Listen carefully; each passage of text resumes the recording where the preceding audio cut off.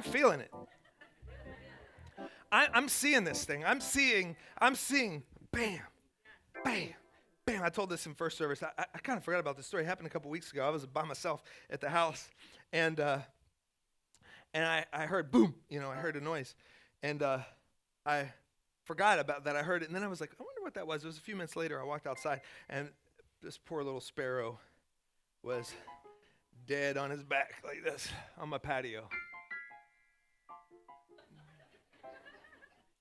And I was like, oh, man, look at that guy. He ran into the glass. We had the big, giant window, I thought, oh, that's terrible, little guy. So then I let JJ, my dog, out. He went out, and he's sniffing it. He's moving it. He never seen a dead bird sitting there before. He's backing up. He's sniffing. This bird's just. And so I thought maybe he's alive, just like knocked out, But when the dog went over, he would have jumped up, But moving it around, and he didn't bite it or anything. But then, and I'm sitting there thinking, and so I'm looking. I got to pick this thing up and throw it away, and in the trash and all this stuff where the kids see it and scream. And so I sat there and I thought, I think I'm going to pray for this thing to live. I had never raised a human before, so I thought I'd start small. Pray for the headache first before you pray for the arm to grow out.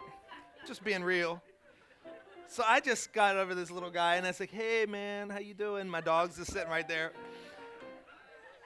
And I said, I speak the breath of life in you, the breath of God in you. And I'm just staring at this little guy, and I'm thinking, thank God I'm alone in the house.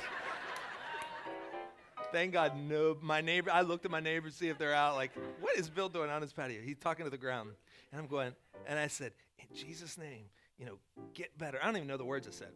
And all of a sudden, his little chest starts doing this.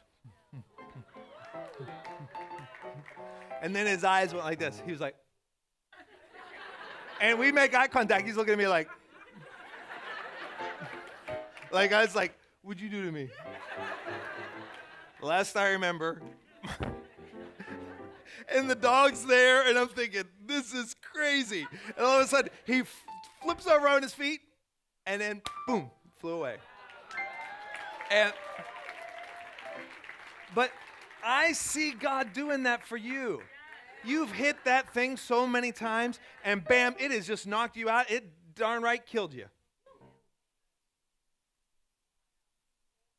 But you jump in the Euphrates. You jump into breakthrough. You jump in to Gihon. You jump into Pishon. You jump into the Tigris. You jump into the river of God. That same river that's flowing to the garden to help man. You jump into God's plan, his master plan. Can you see it? It's moving. Jump in it. And when you were hitting rock bottom and you felt like you were just knocked out, life knocked you out. Ding, ding, ding. The bell has rung. God can resurrect you. And he can take you to where you couldn't take yourself. But you got to be willing to get in. No more ankle deep stuff. Last week, ankle deep, knee deep, waist deep. But there's another level. It doesn't stop there. And you remember what the angel said to Ezekiel? He says, can you see what I'm doing? Are you keeping track of what I'm doing? Are you watching? That's what he says. Are you watching? Are you watching? It goes deeper than your waist. You can go out to where you can't touch anymore. You just got to swim. And then when your arms get tired, you just float like this on the back. And that river takes you somewhere. So, my question to you today is, are you ready? The river's moving. Are you ready? The river's moving. Are you ready?